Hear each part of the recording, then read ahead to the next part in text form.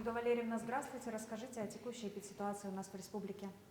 Добрый день, уважаемые жители Республики Саха-Якутия. Текущая санитарно-эпидемиологическая ситуация в республике по новой коронавирусной инфекции остается напряженной.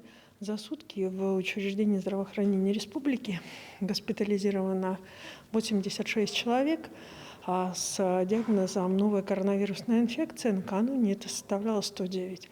Необходимо обратить внимание, что у большинства граждан, у которых зафиксирована новая коронавирусная инфекция, течение происходит в легкой форме, схожей с острыми респираторными заболеваниями, известными нам до этого в виде ангины и гриппа. Необходимо обратить внимание, что на настоящий момент в республике продолжается вакцинация. Первым компонентом привито 572 986 человек, что составляет 79,9% взрослого населения республики.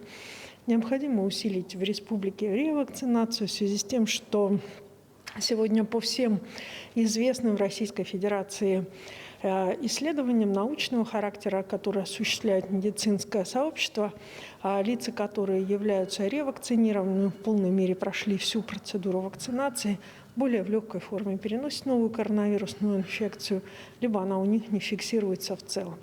Необходимо обратить внимание, что режим, в котором работают наши учреждения здравоохранения, он, безусловно, является режимом повышенной готовности. А в течение этого периода времени, в том числе и за субботу и воскресенье, наши учреждения здравоохранения справлялись с поставленными перед ними задачами.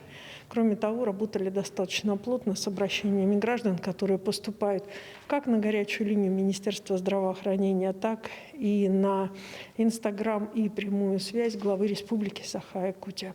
В связи с чем еще раз обращаю внимание, что в случае, соответственно, признаков ОРВИ у граждан есть варианты обращения, предусмотренные сегодня у нас в республике.